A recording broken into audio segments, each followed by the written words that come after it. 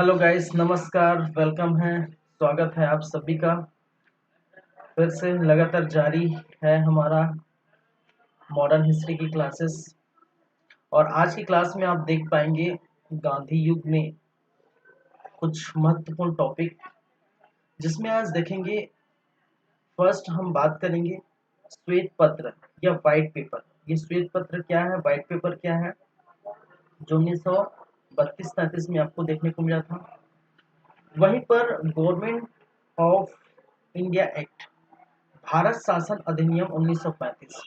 हालांकि इस भारत शासन अधिनियम 1935 की यहाँ पूरा अच्छे से चर्चा नहीं करेंगे, क्योंकि ये भारत शासन अधिनियम 1935 जो है वो संविधान का पार्ट है। ठीक है, तो थोड़ा इसमें यहाँ पर कुछ झलक देखने को मिलती है, जहाँ पर आप संविधान, जो आने वाले जो संविधान है, हमारे भारत में जो संविधान बना है, उनका जो है यहाँ पर कुछ झलक देखने को मिलती है। ठीक है, तो वो थोड़ा हम बात करेंगे। फिर उसके बाद जो प्रांतीय चुनाव हुए हैं, प्रोविंशियल जो इलेक्शन हुए हैं, उनकी हम चर्चा करेंगे 1937 का। तो ये 3 टॉपिक है आज की क्लास का। और देखते हैं कितना तक होता है, जो है वो हम बात करेंगे। इसके पहले हमने तीनों गोलमेज सम्मेलन देख चुके हैं। 1930 का गोलमेज सम्मेलन, 31 का, 32 का, लॉर्ड इरविन समझौता भी हमने देखे हैं। ठीक है, तो ये 1932 तक जो बातें थी वो खत्म हो जाती है। और अब स्टार्ट करने वाले हैं क्या, व्हाइट पेपर, या जिसको कहते हैं श्वेत पत्र। ठीक है, तो चलिए फिर स्टार्ट करते हैं आज की क्लास।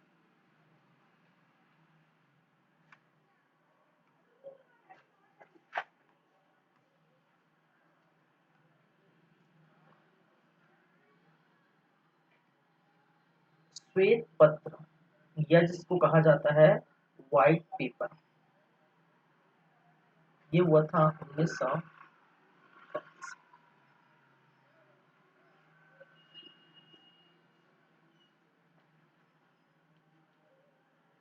चलिए, श्वेत पत्र या व्हाइट पेपर की हम बात करें तो ये लाया क्यों गया था, क्या था, इसके बारे में अगर चर्चा करें तो देखिए, ये एक प्रकार का ऑफिशियल अनाउंसमेंट था।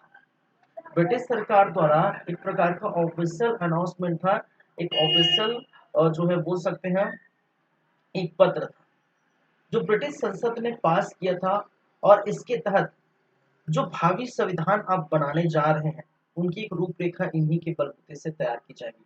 ठीक है, श्वेत पत्र सामाजिक रूप से, राजनीतिक रूप से बहुत महत्वपूर्ण है। एक ढांचे के रूप में इनको जो है दिया जाता है। एक यहाँ पर हम देखें तो ब्रिटिश सरकार ने ये क्या किया था, स्टार्ट किया था, ये जो श्वेत पत्र जारी किया था। लेकिन उसके पहले अगर हम बात करें, इसके लाने का कारण अगर हम बात करें, तो इसकी पृष्ठभूमि को जैसे समझते हैं, पृष्ठभूमि को, तो इसके पहले हम बात करें तो 1919 का भारत शासन अधिनियम। ठीक है, भारत शासन अधिनियम, साथ ही साथ आप देखें तो साइमन कमीशन हम बात की थी ना भाई, साइमन कमीशन 1927-28। फिर हमने बात किए थे नेहरू रिपोर्ट, नेहरू रिपोर्ट 1928। फिर आप जानते हैं गोलमेज सम्मेलन, गोलमेज सम्मेलन।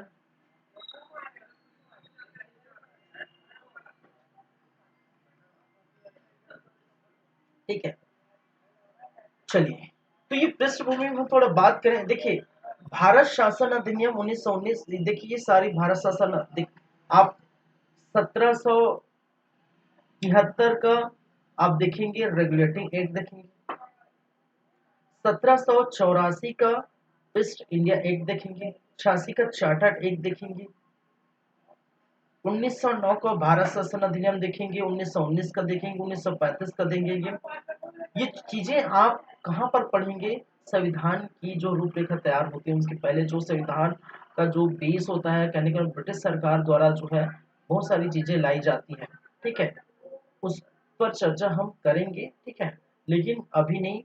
जब संविधान की बात आएगी तब हम करेंगे। तो थोड़ा थोड़ा हम यहाँ बात कर लेते हैं।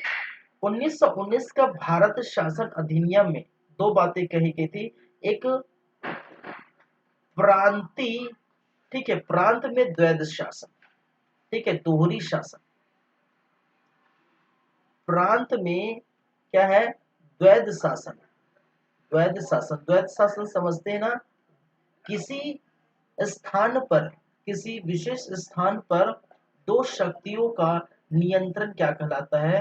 द्वैध शासन कहलाता है। इसको अच्छे से डिटेल में पढ़ेंगे। जैसे कि मैंने बंगाल के बारे में बताया था, ठीक है, बंगाल का द्वैध शासन।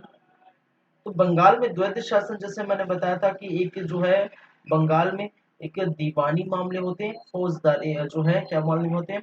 दीवानी मामले होते हैं, और एक जो है सूबेदारी मामले होते हैं। तो दीवानी मामले का कार्य होता था कि वो पैसे वैसे रेवेन्यू कलेक्शन करते थे। वही सूबेदारी मामले का कहने का मतलब सूबेदारी के पास क्या रहता था? उनके पास जो सैनिक बहुत मात्रा में रहते थे, लेकिन जिनके पास सैनिक रहता था उनके पास पैसा नहीं था, जिनके पास पैसा था उनके पास सैनिक नहीं था। बाद में इसी द्वैध शासन को 1772 में क्या किया गया था? वापस लिया गया था, द्वैध शासन को समाप्त कर दिया था ब्रिटिश द्वारा। तो उसी प्रकार हम यहाँ पर देखें, भारत शासन अधिनियम 1919 का द्वैध शासन, प्रांत में द्वैध शासन लागू किए गए। साथ ही साथ उत्तरदायी सरकार बनाने की जो है बात कही गई थी कि भारत को हम उत्तरदायी सरकार दे देंगे। हालांकि ये सब बातें जो है उन्होंने उत्तरदायी सरकार की बातें वो बस बोलने का है, कुछ करते नहीं, ठीक, ठीक है। जब साइमन कमीशन आया तो साइमन कमीशन का कहना है कि हम क्या करेंगे, यही बात है कि अगर आप यहीं पर भी ये भी बात की गई थी, अगर आप इंडिया, ठीक है, इंडिया क्या है, उनमें दम है, इंडिया में दम है, तो वो उत्तरदायी सरकार बना के दे, थोड़ा जो है एक छोटा मोटा संविधान बना के दे, ठीक है, एक छोटा मोटा, चिल्लाने से कुछ नहीं होगा, छोटा मोटा संविधान बना के दे, ठीक है। और इनका विरोध जगह जगह होने लगा, ठीक है, क्या किया? तो ये भी क्या हुआ? एक असफल होगा, ठीक है, इनका भी विरोध जगह जगह होने लगा। भारत शासन अधिनियम 1919 और 1909 में भारतीय को पूछा नहीं गया था, ठीक है, और 1935 में जब गोलमेज सम्मेलन हुआ तो 1935 की जो भी मुख्य बातें होंगी उनके बारे में चर्चा करेंगे। ऐसे करिए तीनों गोलमेज सम्मेलन में, ठीक है, तीनों गोलमेज सम्मेलन 1930 का गोलमेज सम्मेलन, 1931 का और 1932 का गोलमेज सम्मेलन बुलाया गया था इनको बहाने से। नेहरू रिपोर्ट, नेहरू रिपोर्ट में बहुत सारी बातें की गई थी, ठीक है, बहुत सारी जो है बातें की गई थी। वयस्क, जैसे वयस्क, वयस्क मताधिकार की बातें की गई थी, मताधिकार की बातें की गई थी। मुस्लिम लीग की जो है बातों को खारिज कर दिया गया था, ठीक है, मौलिक अधिकार की बातें की गई थी और बहुत सारे हैं, मैंने बताया था मौलिक अधिकार। तो नेहरू रिपोर्ट, मौलिक अधिकार, ये सारी बातें का क्या किया गया था? खत्म कर दिया था पूरी तरह से, ठीक है, ये बोल दिया था, लेकिन ये नेहरू रिपोर्ट को खारिज कर दिया था, खत्म कर दिया था।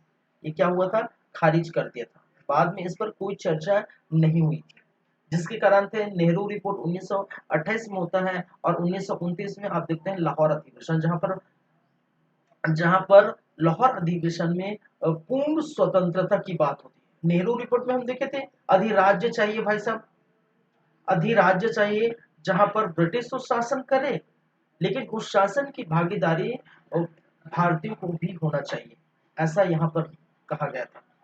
लेकिन बाद में इसी अधिराज्य, जो डोमिनेंट स्टेट है, अधिराज्य की चीजों को खारिज कर दिया और पूर्ण स्वराज की मांग की और पूर्ण स्वराज दिवस भी मनाया गया था उस समय, ठीक है। तो ये चीजें हमने देखे थे। बाद में आप ये भी देखिए गोलमेज सम्मेलन 1930 का असफल हो गया था, और कारण कांग्रेस को बताया गया कि कांग्रेस यहाँ पर शिरकत नहीं की थी, नहीं आए, तो इसके कारण से हो गया। इसी समय सविनय अवज्ञा आंदोलन चल रहा था, तब बाबूजी के साथ जो है लॉर्ड इरविन का समझौता हुआ, जिसके तहत ये कहा गया कि आप अगर सविनय अवज्ञा आंदोलन को समाप्त कर देंगे तो आप जो है, ठीक है, समाप्त करेंगे और आप यहाँ पर आना पड़ेगा, कहाँ पर, द्वितीय गोलमेज सम्मेलन पर। तब आपकी जो बातें हैं, जैसे बाबूजी की जो बातें थे, कहने का मतलब गांधी जी की जो बातें थे, नमक जो है कर में कमी की जाएगी और नमक बनाने को भाटों को मौका मिल जाएगा। जो दोषी नहीं है उनको गिरफ्तार किए गए उनको भी बाहर जेल से निकाल दिया जाएगा। संपत्ति जो भी लूटे उनको जो है आपको दे दी जाएगी। महिलाओं को शराब और अफीम के धरने पर बैठने की इजाजत दी जाएगी। तो बहुत सारी बातें जो गांधी जी कहे थे उनकी बात थी। कब मानेंगे? जब सविनय अवज्ञा आंदोलन समाप्त करके द्वितीय गोलमेज सम्मेलन में गांधी जी शिरकत करेंगे। और आपको देखने को नजर आता है कि कांग्रेस की तरफ से गांधी जी एक ही बार, कहने का मतलब कांग्रेस एक ही बार द्वितीय गोलमेज सम्मेलन में शामिल हुई है।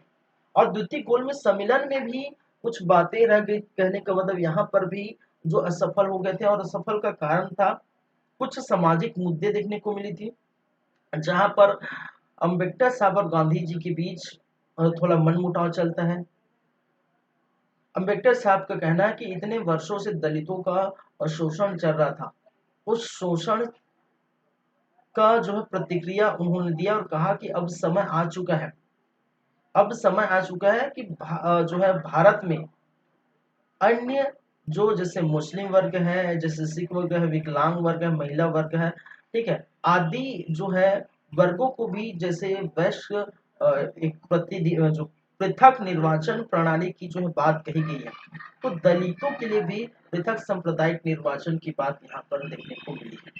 लेकिन बाबूजी का कहना है कि यहाँ पर अगर ऐसी स्थिति आई तो हिंदू हिंदू लड़ पड़ेंगे, ठीक है, हिंदू एक तो खराब हो जाएगी और हम नहीं चाहते कि भारत कभी विभाजन हो, ठीक है, हिंदू हिंदू में भारत विभाजित हो जाए। और इसी के चलते आप जानते हैं, इसी के चलते जो बापूजी नाराज होकर चले जाते हैं, बाद में 4 तारीख को 4 अप्रैल 1932 को सेकंड फेज सविनय अवज्ञा आंदोलन का सेकंड फेज स्टार्ट कर देते हैं, जिसके तहत बापूजी को, गांधी जी को गिरफ्तार कर दिया जाता है। और इसी समय हम देखे थे सांप्रदायिक जो पंचाट है या मैकडोनल्ड पंचाट की बात कही गई थी 1932 में, ठीक है। और मैकडोनल्ड पंचाट के अंतर्गत जैसे हिंदू, मुस्लिम, सिख, ठीक है, और जो विकलांग है, महिला है, उनको जो कैटेगरी जो है दिया गया था, ठीक है, जो पृथक सांप्रदायिक निर्वाचन की, तो उसको दलितों को भी दिया गया, ऐसा जो है पंचाट में कहा गया, ठीक है। तो द्वितीय गोलमेज सम्मेलन भी जो है क्या हो गए थे, असफल हो गए थे। प्रथम भी असफल हो। तृतीय गोलमेज सम्मेलन में इसको देखते ही कोई व्यक्ति शामिल नहीं होना चाह रहे थे, क्योंकि दोनों लगातार जो है क्या हो गए थे, असफल हो गए थे, ठीक है। तीसरी गोलमेज सम्मेलन, अंतिम गोलमेज सम्मेलन में कहा गया है कि भाई साहब कोई रुचि नहीं दिखा रहे हैं, ठीक है, और कांग्रेस ये मान ही नहीं रही है। उनका कहना है कि बार बार वो आंदोलन कर रहे हैं, सविनय अवज्ञा आंदोलन स्टार्ट हो गए हैं, ठीक है। तो इसके लिए क्या किया गया, इसी गोलमेज सम्मेलन में एक क्या जारी किए गए, श्वेत पत्र जारी किया गया। श्वेत पत्र ये ब्रिटिश सरकार का ऑफिशियल नोटिफिकेशन, ठीक है, ऑफिशियल क्या है भाई साहब, नोटिफिकेशन। और ऑफिशियल नोटिफिकेशन है जिसके तहत ये कहा गया कि जो भी परिस्थिति होगी, जो स्थिति होगी, सामाजिक मुद्दों, राजनीतिक मुद्दों, जो भी परिस्थिति होगी, तो उसके संविधान एवं प्रशासनिक सुधार के लिए ये जारी किया गया था, ठीक है। तो मैंने क्या कहा, श्वेत पत्र के बारे में हम पढ़ रहे हैं और इसकी पृष्ठभूमि कहाँ से तैयार होती है, ये सारी बातों से। लगातार चीजें असफल दिखाई दे रही थी, ठीक है, लगातार चीजें असफल दिखाई दे रही थी, इसी कारण से यहाँ पर देखने को मिला था। तो मैंने क्या कहा, ठीक है, हम पढ़े थे श्वेत पत्र 1932, इनके बारे में याद रखें, ये ब्रिटिश सरकार का ऑफिशियल अनाउंसमेंट था, ऑफिशियल नोटिफिकेशन था, ठीक है। चलिए, तो मैंने क्या कहा, ब्रिटिश सरकार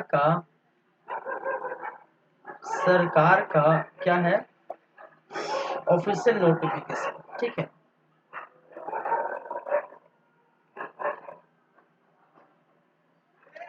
नोटिफिकेशन, ठीक है।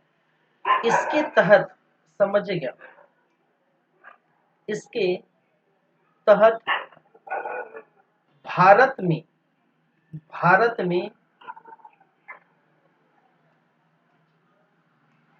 भारत में भावी संविधान एवं प्रशासनिक सुधार ठीक है। इसके तहत भारत में भावी संविधान एवं प्रशासनिक सुधार के लिए पत्र जारी किया। कहने का मतलब है श्वेत पत्र, व्हाइट पेपर जारी किया, ठीक है। भारत में भावी संविधान और प्रशासनिक सुधार करने के लिए श्वेत पत्र जारी किया। याद रखिए, श्वेत पत्र का जनक किसको कहा जाता है भाई साहब? श्वेत पत्र का जनक, जिन्होंने श्वेत पत्र को बनाया है, श्वेत पत्र के बारे में, ठीक है, तो वो कौन है? सैमुअल हॉक, ठीक है। इसको हम क्या करते हैं? श्वेत पत्र का जनक करते हैं, ठीक है। और याद रखिए, इसी बीच ये भी कहा गया है, ठीक है, मार्च 1932, ठीक है, मार्च 1932 मार्च 1933 श्वेत पत्र जारी किया, ठीक है। श्वेत पत्र क्या किया? जारी किया, एवं ठीक है, 1935 के भारत शासन अधिनियम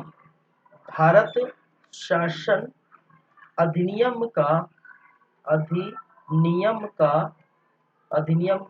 आधार बना। कहा जाता है कि इसी श्वेत पत्र के आधार पर भारत शासन अधिनियम का जो है आधार देखने को।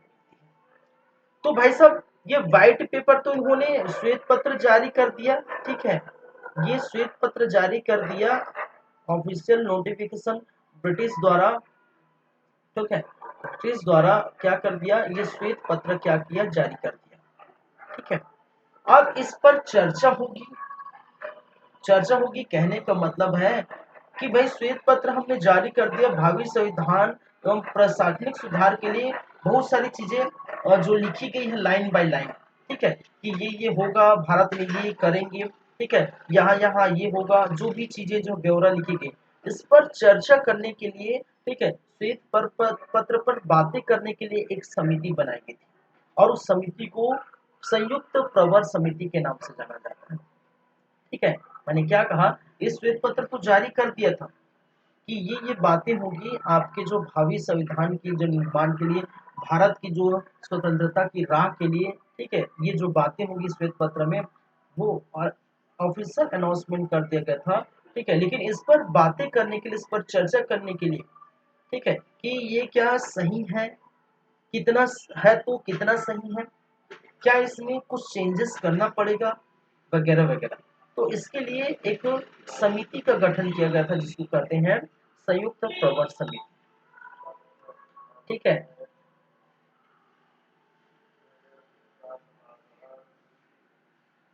संयुक्त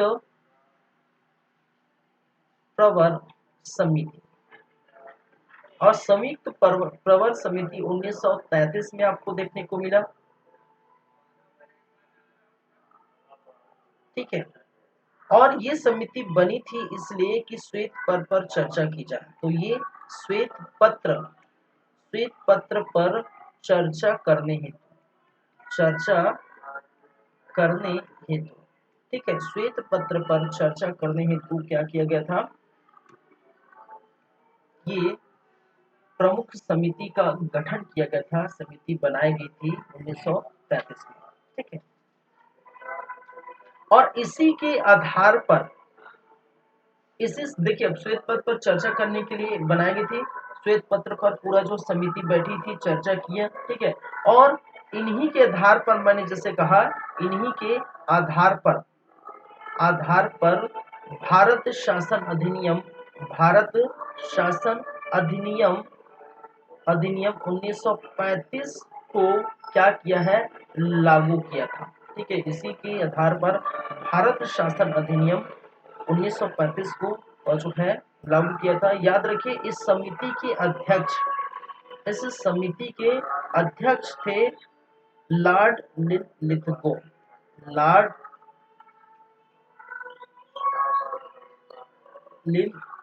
लिथगो, ठीक है, इस श्वेत पत्र के अध्यक्ष को देखने को मिला। और इसी कारण से, ठीक है, इस श्वेत पत्र पर चर्चा हुई और इस आधार पर 1935 का भारत शासन अधिनियम लागू किया गया था। ठीक है, चलिए, तो क्या बातें हैं भारत शासन अधिनियम की, ठीक है, और उसके बारे में हम बात करेंगे। तो जब ये हो जाएगा फिर हम बात करेंगे प्रांतीय चुनाव के बारे में। ठीक है, तो ये था श्वेत पत्र, ये था ऑफिशियल नोटिफिकेशन ऑफ इंग्लैंड। ठीक है, चलिए बढ़ते हैं। भारत शासन अधिनियम 1935 की क्या बातें हैं, तो मैं ज्यादा डीप में इसकी जाऊंगा नहीं, क्योंकि ये हमारे जो संविधान का पोर्शन है। ठीक है, मैं बार बार बोल रहा हूँ, तो उसको हम ज्यादा डीप में नहीं पढ़ेंगे। ठीक है, भारत शासन भारत शासन अधिनियम 1935 की विशेषताओं पर चर्चा करेंगे। विशेषताएं क्या है, कहने का मतलब है क्या क्या बातें रखी गई है। ठीक है, भारत शासन अधिनियम 1935 जो एक संविधान की एक झलक देखने को मिलती है यहाँ पर। ठीक है, चलिए यहाँ पर क्या देखने को मिला था, कई बड़ी बातें हुई थी भारत शासन अधिनियम में, कई 1935 में कई बड़ी बातें हुई थी। ठीक है, ये जो है सबसे बड़ी, देखिए सबसे बड़ी लिखित अधिनियम, लिखित क्या था भाई साहब, अधिनियम था। क्योंकि इसमें आपको देखने को मिलेगी क्योंकि इसमें आपको देखने को मिलेगी 321 धाराएं इसमें मौजूद है। ठीक है, इस अधिनियम में भारत शासन 1935 की जो भारत शासन अधिनियम है, उस भारत शासन अधिनियम में जो है 321 धाराएं देखने को मिलेगी और 10 अनुसूची देखने को मिलेगी। ठीक है, 10 अनुसूचियां। ठीक है, अनुसूचियां कितनी है भाई साहब, 10 थी, और धाराएं कितनी थी, 321 धाराएं। तो सबसे बड़ी लिखित अधिनियम के रूप में इनको देखा जाता है। पहली बात है, कहा गया कि केंद्रीय स्तर पर अखिल भारतीय संघ की स्थापना की जाए। अखिल भारतीय अखिल भारतीय संघ की स्थापना की जाए, ये बातें हुई थी दूसरे नंबर पर। और अखिल भारतीय स्थापना किस प्रकार से करेंगे, देखिए भारत पर एक तो पहली बात है, एक तो ब्रिटिश प्रांत है। ठीक है, ब्रिटिश प्रांत कहने का मतलब है ब्रिटिशों का जो डायरेक्ट जो है शासन जहां पर है, लगभग 11 ब्रिटिश प्रांत थे। ठीक है, तो ब्रिटिश का डायरेक्ट जो है उनका शासन जहां पर रहा। ठीक है, साथ ही साथ British chief British chief commissionerate स्थान था।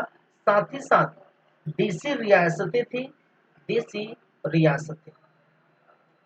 अब अखिल भारतीय संघ की स्थापना कैसे की जाएगी, कहा गया है कि अखिल भारतीय संघ की स्थापना करने के लिए आपको क्या करना पड़ेगा, इस तीनों को जोड़ देनी पड़ेगी। ठीक है, इन दोनों का क्या करके इन तीनों को जोड़कर एक नई सरकार बनानी पड़ेगी और अखिल भारतीय संघ की स्थापना की जाएगी। ऐसे ही जो है भारत शासन अधिनियम 1935 में कहा गया। ठीक है, लेकिन यहाँ पर देखने को मिलता है कि देशी रियासत ने कोई जो है प्रतिक्रिया नहीं दिखाई। इनका कहना है कि हम आउट है। ठीक है, हम क्या है भाई साहब, आउट है, हम बाहर है, इस चीजों से हम आउट है, हम बाहर है। अब जैसे ही इन्होंने आउट का सिग्नल दिखाया, कहने का मतलब है ये अखिल भारतीय संघ की स्थापना जो है अधूरी की अधूरी रह गई। ठीक है, देशी रियासत जो है बाहर हो गए, उनका कहना है कि हम शामिल नहीं होंगे। ठीक है, शामिल, आउट का मतलब है शामिल नहीं होंगे, हम ऐसी चीजों में शामिल नहीं। देशी रियासतों में जो राजाएं रजवाड़े हैं, उनका कहना है कि हम शामिल नहीं होंगे ऐसे भारत अखिल भारतीय संघ में। इसी कारण से ये जो अखिल भारतीय संघ की स्थापना जो है अधूरी की अधूरी रह जाती है। ठीक है, चलिए, वहीं पर तीसरी मुद्दे ये है कि पहली बार इस अधिनियम के तहत, इस अधिनियम के तहत पहली बार मुख्यमंत्री, ठीक है, पहली बार मुख्यमंत्री पद की स्थापना की गई थी, गठन और चुनाव की बातें की गई थी, और चुनाव। ठीक है, मुख्यमंत्री की पद की स्थापना, गठन और चुनाव होंगे, ऐसी बातें भारत शासन अधिनियम 1935 में की गई थी। ठीक है, चौथी बातें, जैसा कि मैंने कहा था 1935 का शासन अधिनियम, भारत शासन अधिनियम 1935 का भारत शासन अधिनियम है। ठीक है, और भारत शासन अधिनियम में यहाँ पर देखने को मिला था द्वैध शासन। क्या है? द्वैध शासन। और द्वैध शासन के अंतर्गत एक तो आरक्षित क्षेत्र थे, ये सभी डिटेल में हम बाद में बात करेंगे, क्या है आरक्षित विषय, ठीक है, क्या है हस्तांतरित विषय, ठीक है, हस्तांतरित किया जा सकता है, दूसरे को दे सकते हैं, ये सारी बातें हम बात में करेंगे। ठीक है, हस्तांतरित विषय, ठीक है, आरक्षित विषय और हस्तांतरित विषय, ये द्वैध शासन की बातें हैं। ठीक है, एक स्थान पर दोहरी शासन। ठीक है, तो ये जो है द्वैध शासन जो है, भारत शासन अधिनियम जो है, द्वैध शासन कहाँ किया गया था? प्रांत में किया गया था। ठीक है, प्रांतों में किया गया था। तो इस प्रांत को हटाकर, ठीक है, प्रांत से हटाकर केंद्रों पर द्वैध शासन लागू किया। केंद्रों पर क्या किया भाई साहब? द्वैध शासन क्या किया? लागू किया, शासन लागू किया। ठीक है, और ये कब की बात है? भारत शासन अधिनियम 1935। ठीक है, भारत शासन अधिनियम 1935 के तहत 1919 में का जो अधिनियम था द्वैध शासन, जो प्रांतों में लागू किया गया था, उसको प्रांतों से हटाकर, ठीक है, क्या किया गया? केंद्र में द्वैध शासन लागू कर दिया गया। पांचवी बात कही गई थी कि इसी के तहत,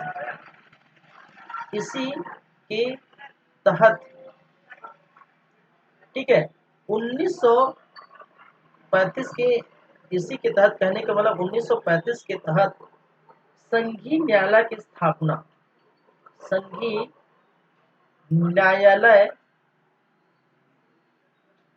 की स्थापना की गई थी। कहने का मतलब है भारत शासन अधिनियम 1935 के तहत संघीय न्यायालय की स्थापना की गई। साथ ही इसी अधिनियम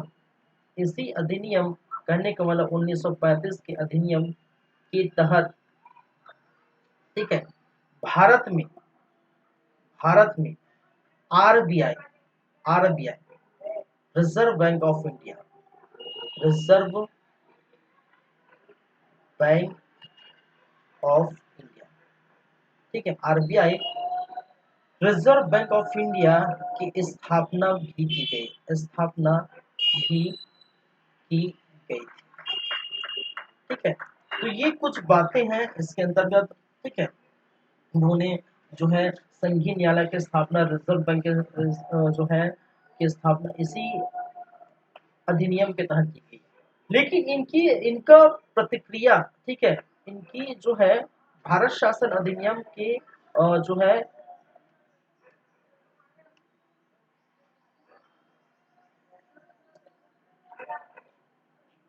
हम बोल सकते हैं भारत शासन अधिनियम 1935 की प्रतिक्रिया। प्रतिक्रिया कहने का मतलब है, ठीक है, कई बड़े नेता, भारत के कई बड़े नेता ने अपनी राय दी है, अपनी प्रतिक्रिया जो है दी है, ठीक है। रिएक्शन बोलते हैं ना, एक्शन, एक्शन के बाद जो है रिएक्शन देखने को मिलता है। जब आप एक्शन करेंगे तो उनका रिएक्शन आपको देखने को मिलेगा। वैसे प्रकार, ठीक है, यहाँ पर जो है क्या क्या प्रतिक्रिया देखने को मिली है। पंडित जवाहरलाल नेहरू, पंडित जवाहर लाल नेहरू, पंडित जवाहरलाल नेहरू का कहना है कि यह इंजन रहित अनेक ब्रेकों वाला अधिनियम है, ठीक है।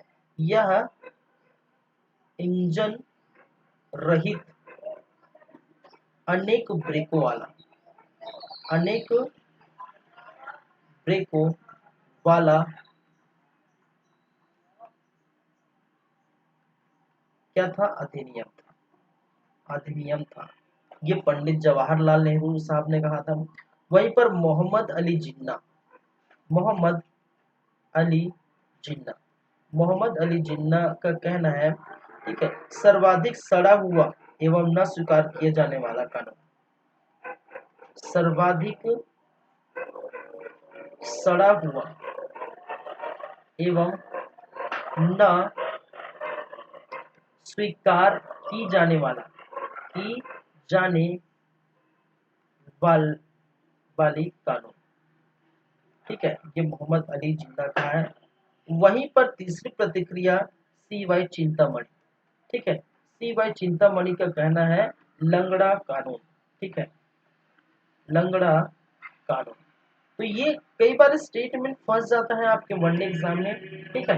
निम्नलिखित में से पंडित जवाहरलाल द्वारा दिया गया स्टेटमेंट, यह इंजन रहित अनेक ब्रेकों वाला अधिनियम है, ये किस अधिनियम के बारे में कहा है? 1919 का भारत शासन अधिनियम, 1909 का, 1935 का, या इनमें से कोई? इस प्रकार से आपको देखने को मिलता है। तो कुछ कुछ स्टेटमेंट भी आपको याद रखनी होती है, ये चीजें आपको याद रखनी, ठीक है।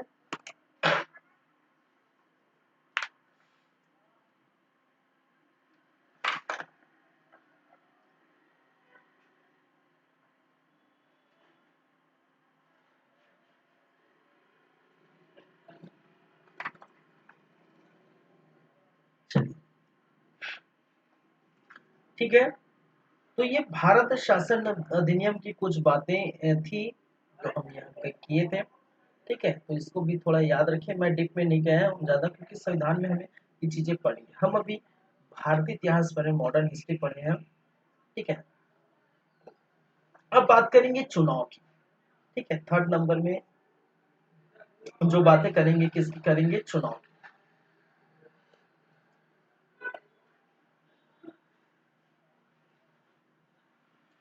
इसके पहले ही मैंने कहा था प्रांतीय चुनाव में भाग लेंगे, ठीक है, और केंद्र चुनाव में भाग लेंगे। ये बातें जो है पहले से ही कह गई थी, ठीक है।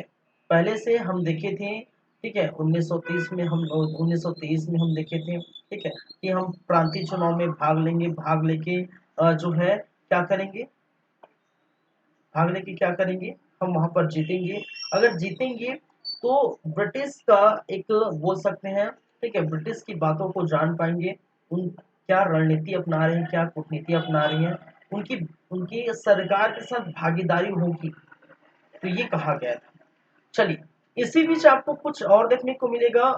कांग्रेस का लगातार अधिवेशन होता है, उनमें से एक है कांग्रेस का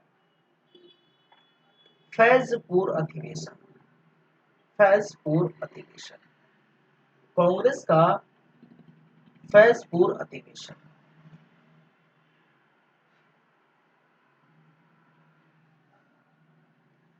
कांग्रेस के फैजपुर अधिवेशन ये हुआ था किस वर्ष, वर्ष या सन की बात करें तो ये हुआ था 1937 में। कांग्रेस का फैजपुर अधिवेशन, जिनका स्थान कहाँ था भाई साहब? जैसे मैं लिख दिया फैजपुर, ठीक है, महाराष्ट्र, ठीक है, फैजपुर, फैजपुर, जलगांव जिला, महाराष्ट्र। इस स्थान पर क्या देखने को मिला था, ये अधिवेशन, जिनकी अध्यक्षता जिनकी अध्यक्षता पंडित जवाहरलाल नेहरू साहब ने की, पंडित जवाहरलाल नेहरू ने किया, ठीक है। फैजपुर अधिवेशन जिनकी अध्यक्षता पंडित जवाहरलाल नेहरू किया था। इन अधिवेशन के बारे में याद रखें, ये प्रथम अधिवेशन है, ठीक है, प्रथम अधिवेशन, प्रथम ग्रामीण अधिवेशन बोल सकते हैं, ये प्रथम ग्रामीण अधिवेशन है, ग्रामीण अधिवेशन, ठीक है। एक ऐसा अधिवेशन जो एकलौता जो गांव में आयोजित की गई थी, ठीक है, जलगांव जिला के फैजपुर में एक ऐसा और पहला और इकलौता जो है अधिवेशन है जो गांव में आयोजित की गई थी, इनके बारे में ये कहा जाता है। इस अधिवेशन में बातें क्या हुई, ठीक है, बातें क्या हुई, तो बातें ये हुई कि कांग्रेस क्या करेगा, कांग्रेस क्या करेगा, कांग्रेस 1937 के चुनाव में भाग लेगी, भाग लेगी।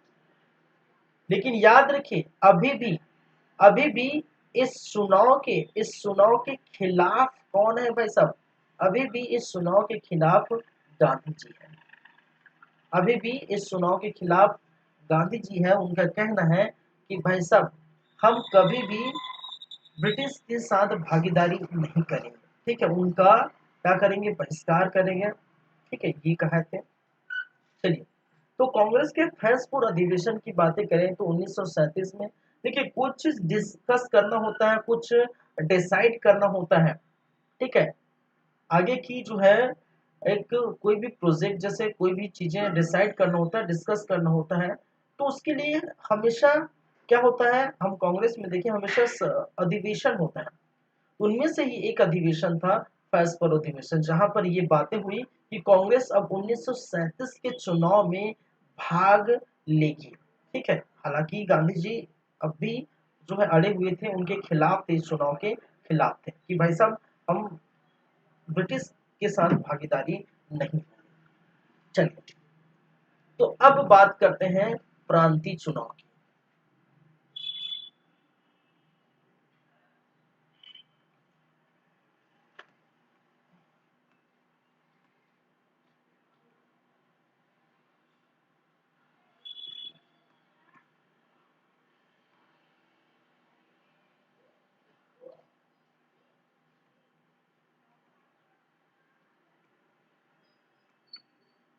प्रांतीय चुनाव कहने का मतलब प्रांत में जो होने वाले चुनाव को हम क्या कहते हैं, प्रांतीय चुनाव, ठीक है।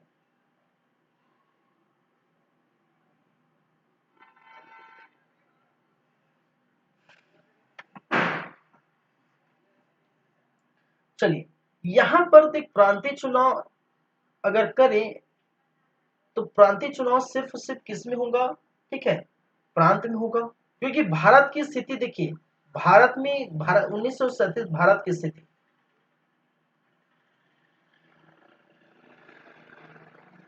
1937 की 1937 में भारत की स्थिति, 1937 में भारत की स्थिति,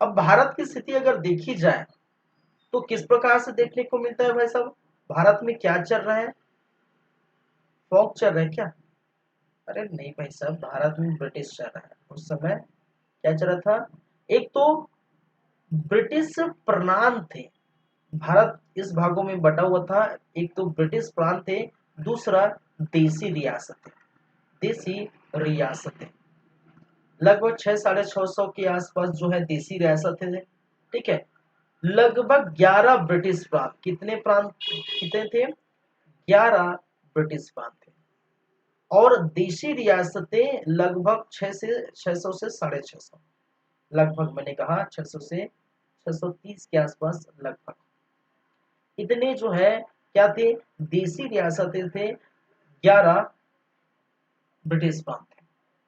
तो चुनाव किसमें होगा, चुनाव किसमें होगा भाई साहब, चुनाव होगा इसमें ब्रिटिश प्रांत में, 11 ब्रिटिश प्रांत में चुनाव होगा।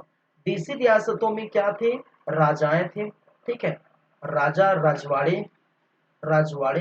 तो ये जो राजा राजवाड़े हैं यहाँ थोड़ी होगा, ठीक है, ये इनका जो है वंशानुगत चलता था, ठीक है, राजा का जो है राजवाड़े, कहने का मतलब ये इनका शासन कैसा था, वंशानुगत, राजा का पुत्र राजा बनेगा, ठीक है, राजा का पुत्र राजा ही बनता था, तो वंशानुगत होता था। तो चुनाव यहाँ पर नहीं होगा, चुनाव क्या होगा, नहीं भाई चुनाव नहीं होगा, और यहाँ पर चुनाव देखने को मिलेगा। तो प्रांतीय चुनाव कहाँ होगी, ठीक है, ब्रिटिश प्रांत में होगा, प्रांत कहने का प्रांतीय चुनाव करने का मतलब है ब्रिटिश प्रांत में होगा।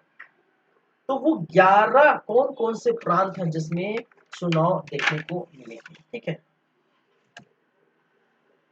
चलिए।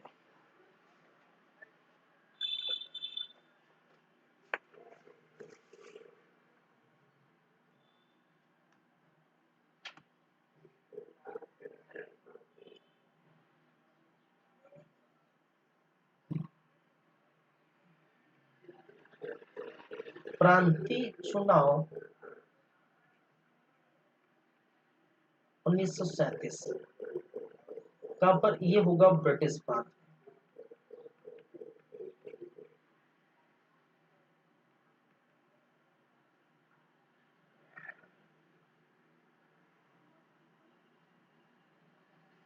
चलिए, अब यहां देखने को मिलेगा कि ब्रिटिश प्रांत कितने थे, 11, मैंने कहा यहाँ पर लिखे, पूरा लिख देता हूँ, 11 ब्रिटिश प्रांत,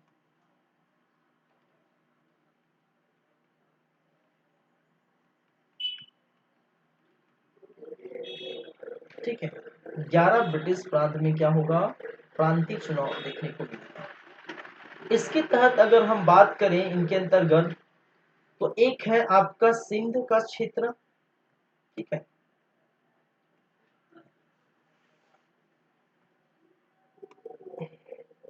मतलब बंगाल का क्षेत्र हम बात करेंगे,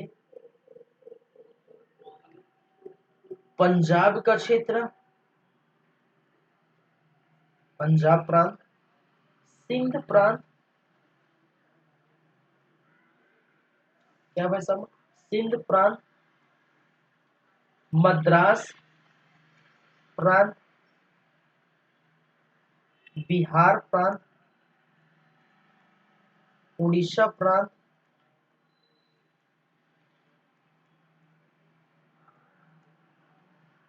मध्य प्रांत,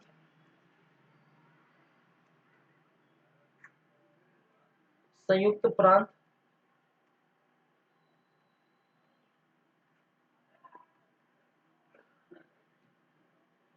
बंबई प्रांत,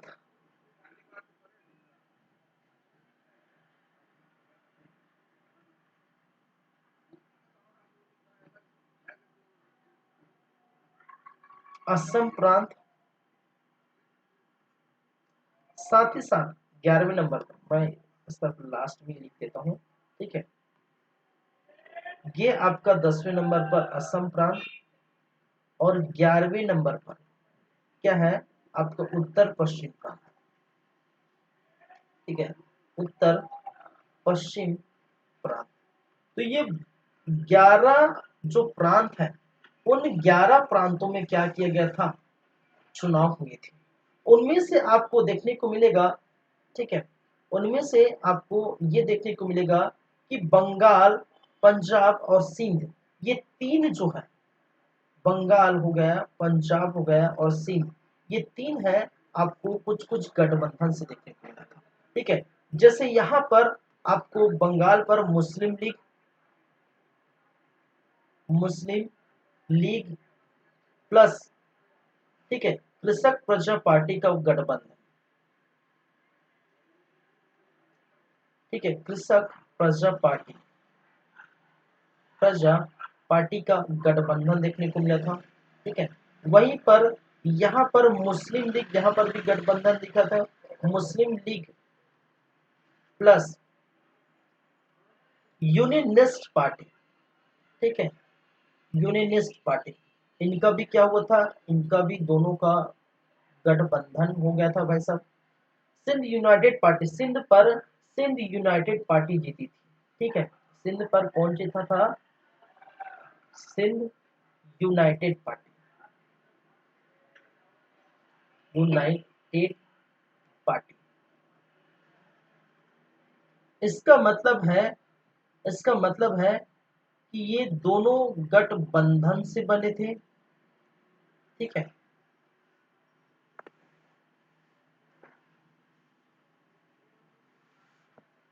यहां पर अगर हम बात करें, ये भी गठबंधन पर बने थे, गठबंधन पर बने सरकार थे। यहीं पर सिंध यूनाइटेड पार्टी की जो है जीत हुई थी। तो ये तीन, प्रथम तीन जो मैंने लिखा था, बंगाल, पंजाब, सिंध। ठीक है, ये एक प्रकार के बोल सकते हैं गठबंधन और जो है मुस्लिमों का जो है एरिया आपको देखने को मिलेगा।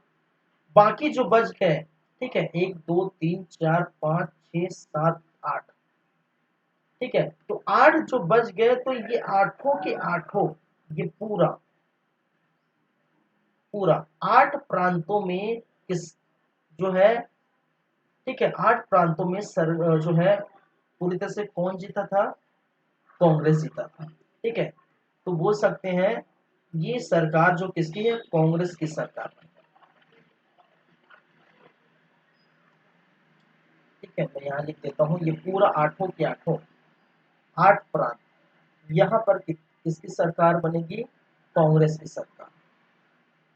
कांग्रेस की क्या बनेगी भाई साहब, सरकार देखने को मिला था। ठीक है, तो 3 प्रांत तो मिली जुली हुई थी। ठीक है, 3 प्रांत आपको देखिए,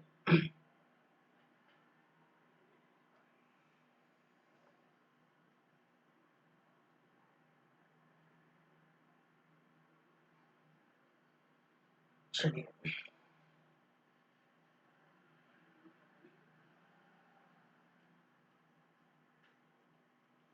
ठीक है, तो 8 प्रांतों में सरकार किसने बनाया था भाई साहब, 8 प्रांतों में सरकार किसने बनाया था, कांग्रेस बनाया था। लेकिन इसमें भी ये है कि जो 5 प्रांत है, 5 प्रांत पूर्ण बहुमत थे, पूर्ण बहुमत थे, और 3 प्रांत गठबंधन की सरकार थी, गठबंधन की सरकार बनाई थी।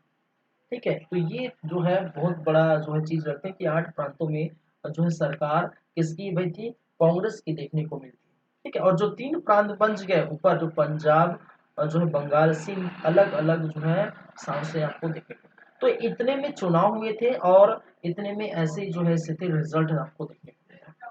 प्रांतों के जो प्रांत कहने का मतलब, प्रांतों के जो मुखिया है उनकी हम बात करें, कहाँ कहाँ बोल सकते हैं, यहाँ का जो है मुखिया, या बोल सकते हैं प्रधानमंत्री, जो भी बोल सकते हैं, प्रांतों के मुखिया, प्रांतों के मुखिया,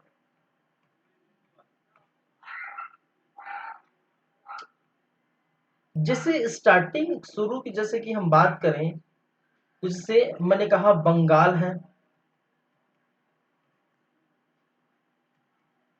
ठीक है, आपका पंजाब है, आपका सिंध है। इन तीनों की अगर बात करें, इनकी मुखिया की बात करें, तो बंगाल की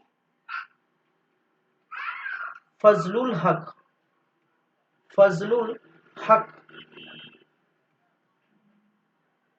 फिर पंजाब की बात करें तो सिकंदर, सिकंदर हयात खां, सिकंदर हयात खां यहाँ के मुखिया थे।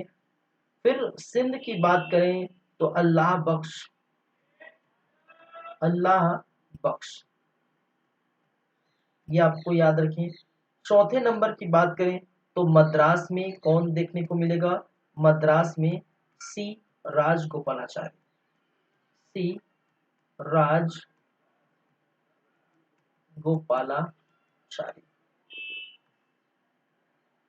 फिर वहीं पर बिहार के स्थान में, बिहार में आपको कौन देखने को मिलेगा?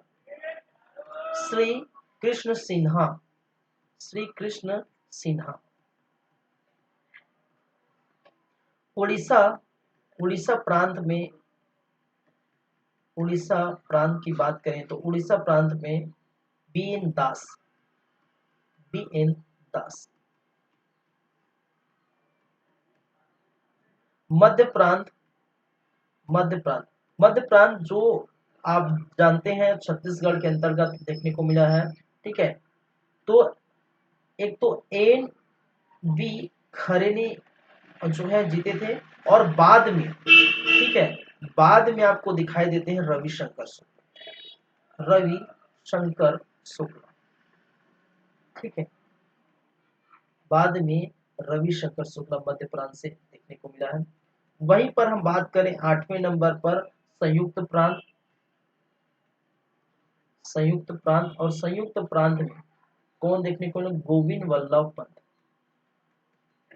गोविंद वल्लभ पंत। 90वें नंबर पर बात करें तो बंबई प्रांत, बंबई प्रांत में बी.जी. खरे, बी.जी. खरे। असम प्रांत,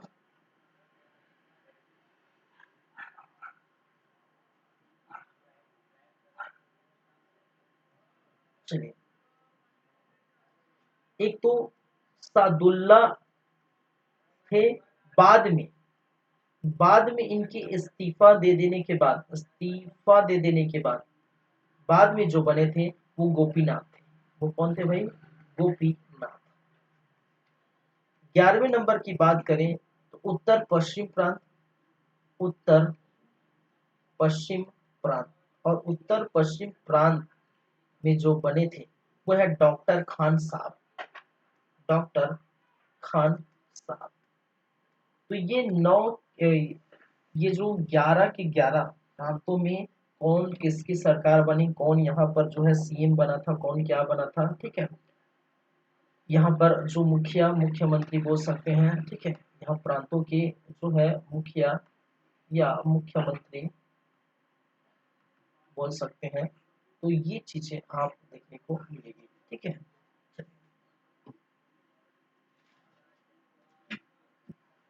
तो ये चीजें याद रखें, कई बार ऐसे क्वेश्चन आ जाते हैं, आते हैं। तो प्रांतीय चुनाव की जो है ये चीजें देखने को मिली।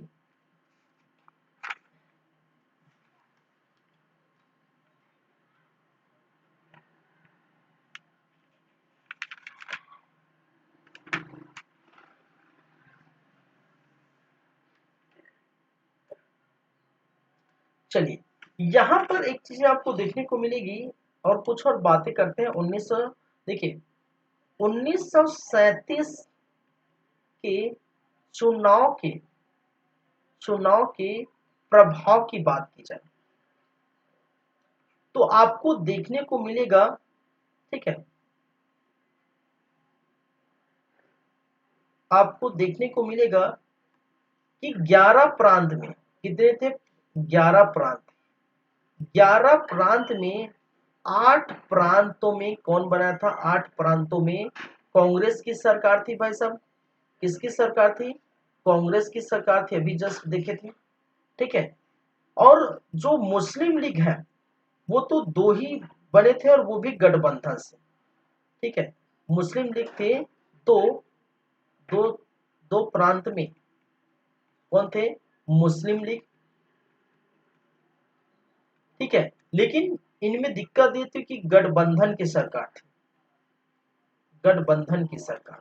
हालांकि 8 प्रांतों में भी कांग्रेस की 3 सरकार जो है, 3-6 प्रांतों की जो सरकार वो भी गठबंधन, लेकिन मोटा मोटी पूरा 8 प्रांत उनके अंतर्गत में था, और एक जो है सिंध के अंतर्गत चला गया था, ठीक है। तो जो है सिंध के अंतर्गत चला था, जो सिंध के कम्युनिस्ट जो पार्टी थे, सिंध यूनाइटेड, सिंध यूनाइटेड, ठीक है। तो सिंध यूनाइटेड की जो ये सरकार बनाई थी, तो 8 2 10 और 11। अब यहाँ पर देखने वाली बात ये है, ठीक है, यहाँ पर देखने वाली बात ये है कि जो 11 प्रांत थे, 11 प्रांत थे, और 11 प्रांत में सीटों की जो संख्या है, सीटों की जो संख्या थी, वो लगभग सीटों की संख्या 1585 के आसपास थी, ठीक है। और 1585 में से 1585 में 482 सीट, ठीक है, सीटें किसने जीते थे? 482 सीट जो है, ठीक है, वो रिजर्व कोटे में दिया गया था, रिजर्व कोटे में दिया गया था, ठीक है। और कांग्रेस जो है 707 सीटें क्या किए थे? जीते थे, जीते थे, ठीक है। तो इतना बहुत बड़ा गैप होता है, ठीक है, इतना बहुत गैप होता है, जो है बड़ा गैप होता है। यहाँ पर जो कांग्रेस की जो है, बोल सकते हैं उनके जो औहदा है, उनका कद है, वो बहुत ऊंचा था, ठीक है। जब आप विजय प्राप्त कर लेते हैं, जब सफल हो जाते हैं, तो जाहिर सी बात है आपका कद बड़ा हो जाता है, आपका औहदा जो है बड़े हो जाते हैं, ठीक है। इनका औहदा बड़ा हो गया था, इनका कद बड़ा होता है। कमजोर पड़ गई थी इनका जो है, कमजोर कौन पड़ गया था? मुस्लिम लीग कमजोर पड़ गए थे, ठीक है। कौन कमजोर पड़ रहा था? मुस्लिम लीग कमजोर पड़ गए थे, ठीक है। और मुस्लिम लीग में जानते हैं मोहम्मद अली जिन्ना, स्टार्टिंग में मोहम्मद अली जिन्ना पूरे तरह से जो है क्या थे भाई साहब? पूरे से सेकुलर थे। कहने का मतलब है हिंदू मुस्लिम सिख ईसाई सब भाई भाई ऐसा मानते थे। आप समझिएगा मेरी बातों को, क्या प्रभाव देखने को मिला था, ठीक है। हिंदू मुस्लिम सिख ईसाई भाई भाई क्या है? मानते थे, ठीक है। लेकिन बाद में क्या देखने को मिला था? बाद में यही कट्टर हो जाते हैं, क्योंकि इनकी जो नाराजगी है वो किस पर देखने को मिलती है कि भारत में क्या हम इतने गिर गए हैं कि मुस्लिम वर्ग को इतना नीचा समझ रहे हैं, मुस्लिम लीग को इतना नीचा समझ रहे, इतना कमजोर समझ रहे हैं। आप हमें वोट नहीं दे रहे, हमें जिता नहीं रहे। 11 प्रांतों में सिर्फ 2 ही प्रांत हमने जीते हैं, और वो सिर्फ और सिर्फ वो भी गठबंधन से जीते हैं। पूरा पूरी तरह से हम पूरी तरह से कामयाब नहीं हुए हैं, और इससे वो खफा हो जाते हैं, इससे नाराज हो जाते हैं, इससे आग बबूला हो जाते हैं। मुस्लिम लीग की किसकी बात कर रहा हूं? मुस्लिम लीग की जो है मोहम्मद अली जिन्ना, मोहम्मद अली अली जिन्ना। मोहम्मद अली जिन्ना का कहना है कि भाई साहब हम ये दिक्कत जो है हमें देखनी पड़ रही कि 1937 के चुनाव में हमें कुछ नहीं हासिल मिला। और यहीं पर कहा जाता है कि मोहम्मद अली जिन्ना ने क्या किया था? यहीं पर एक बातें कही थी, यहीं पर क्या कही थी? बातें कही थी कि हिंदू मुस्लिम 2 अलग धर्म नहीं, अपितु 2 अलग राष्ट्र, ठीक है। उन्होंने कहा कि भाई साहब हिंदू मुस्लिम दो अलग दो अलग अलग धर्म नहीं है, धर्म नहीं है, अपितु अपितु 2 अलग अलग राष्ट्र है। अलग अलग क्या है भाई साहब? 2 अलग अलग राष्ट्र है। ये बातें किसने कही थी? मोहम्मद अली जिन्ना ने कही थी, ठीक है। क्यों बौखला गए थे? क्योंकि हमें तो कोई चुनाव में जुता नहीं रहे, हमें तो कोई जो है हमारा सपोर्ट ही नहीं कर रहे। तो भारत में हिंदुओं का एक अलग राज चल रहा है, मुस्लिमों का अलग राज चल रहा है, 2 अलग धर्म नहीं है।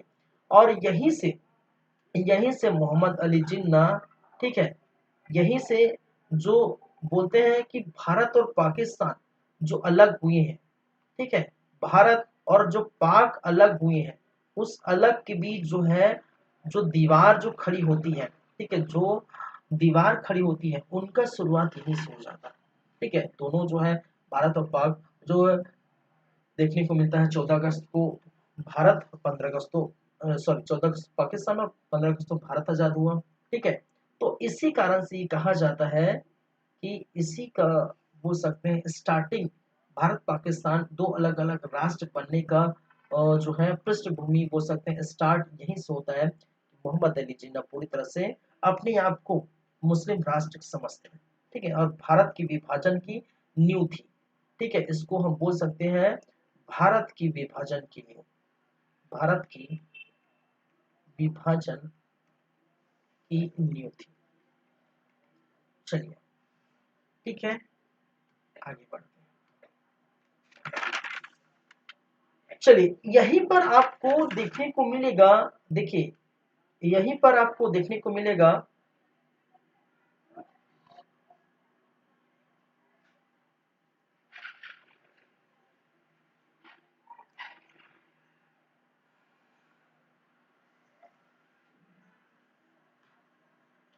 1939, ठीक है,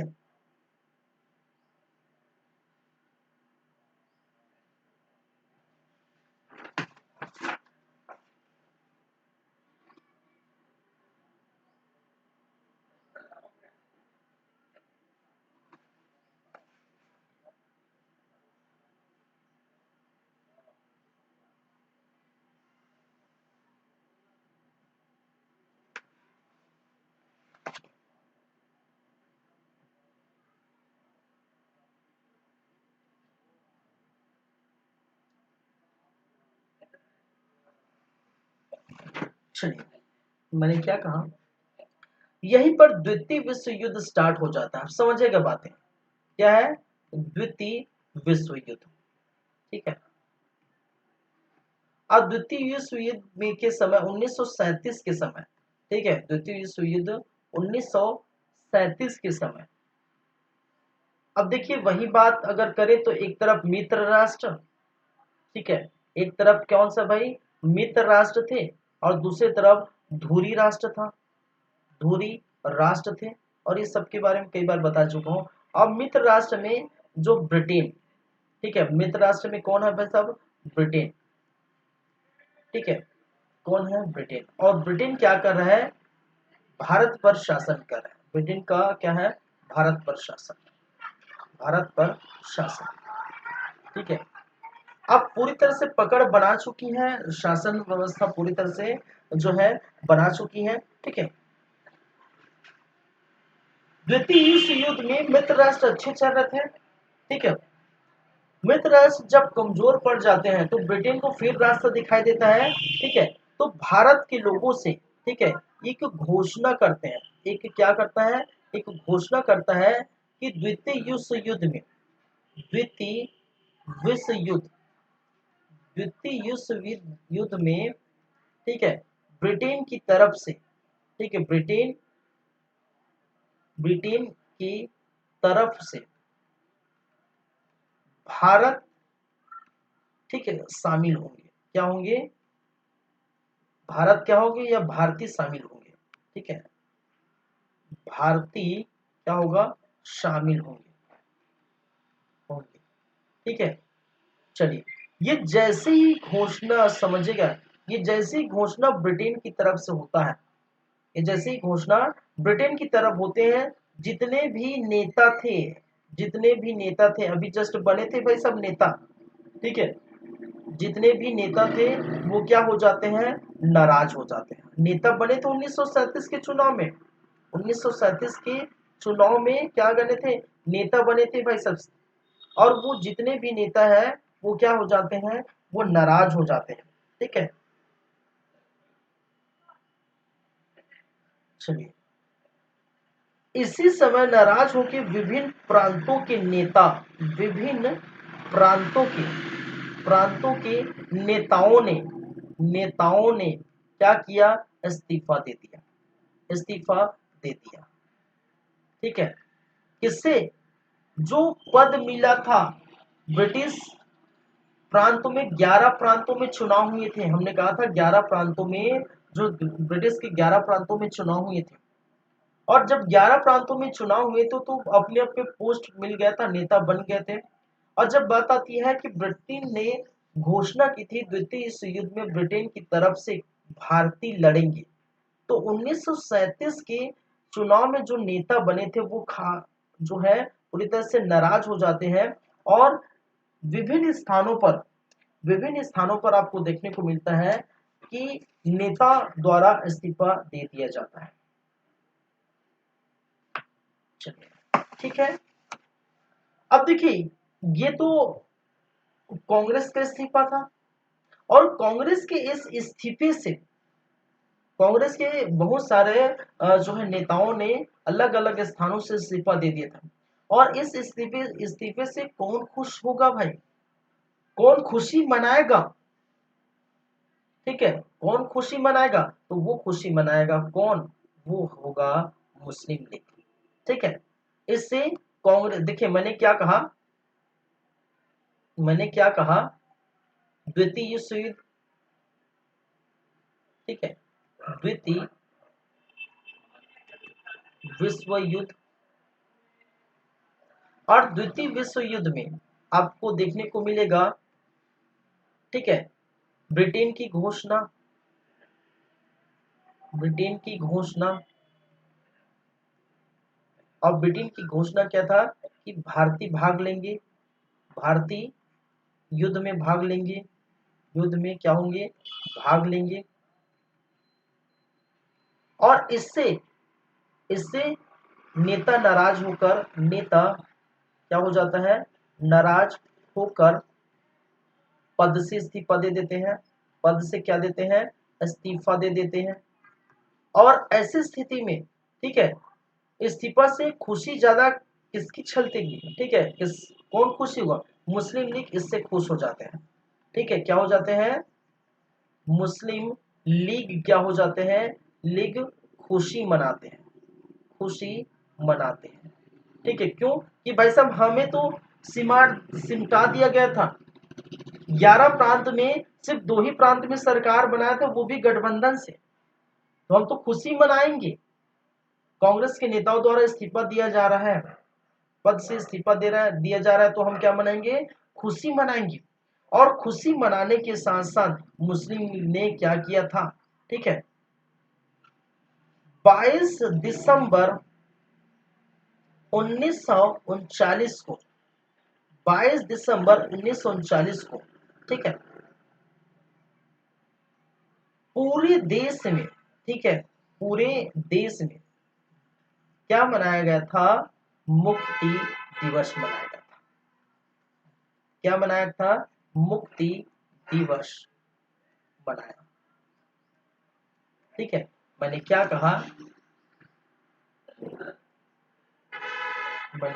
भाई साहब कि द्वितीय विश्व युद्ध में ब्रिटेन ने ये घोषणा की कि भारतीय भी युद्ध में लड़ेंगे हमारे साथ।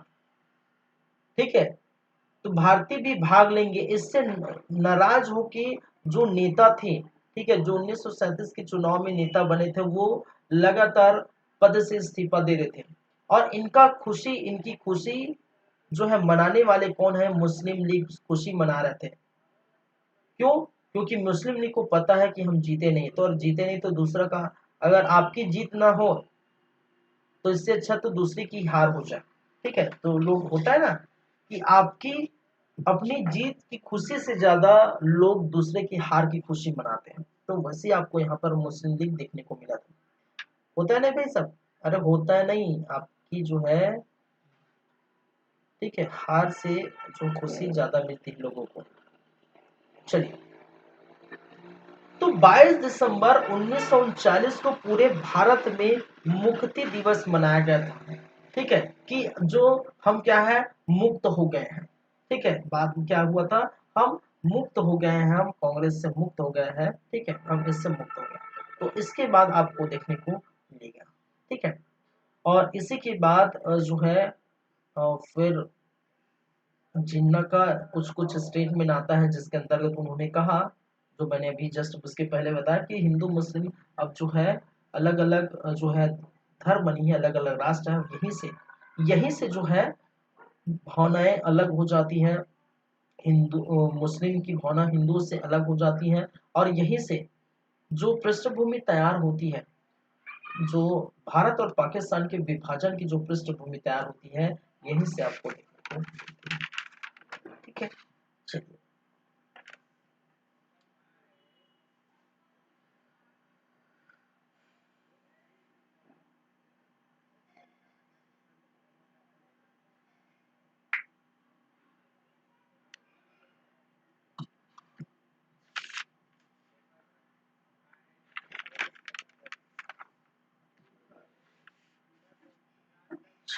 त्रिपुरी अधिवेशन अगस्त प्रस्ताव।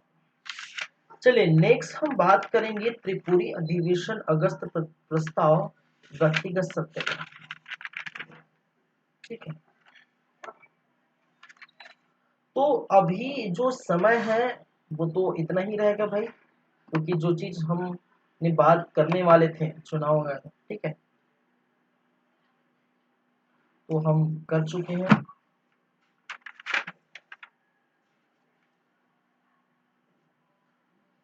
आगे की हम बात जब करेंगे, मैं पहले ही बता देता हूं, नेक्स्ट क्लास हम बात करेंगे वो क्या होगा। एक तो फर्स्ट हम देखेंगे, ठीक है, कांग्रेस का हरिपुरा अधिवेशन, हरिपुरा अधिवेशन, और हरिपुरा अधिवेशन जो हुआ था 1938 में। कांग्रेस का त्रिपुरी अधिवेशन, त्रिपुरी अधिवेशन हम देखेंगे, ठीक है, 1939 का। फिर 1940 का अगस्त प्रस्ताव, अगस्त प्रस्ताव, ठीक है, कब, 1940 का अगस्त प्रस्ताव। 1940 का ही व्यक्तिगत सत्याग्रह, व्यक्तिगत क्या है, सत्याग्रह आपको देखने को मिलेगा 1940 को ही, ठीक है। और यहीं पर 1940 में के आसपास ही है भूदान आंदोलन, ठीक है, भूदान आंदोलन, आंदोलन। तो नेक्स्ट क्लास में हम ये सब देखेंगे। फिर 1942 का क्रिप्स मिशन, ठीक है, तो आपके लिए लगभग लगभग मैं बोल सकता हूँ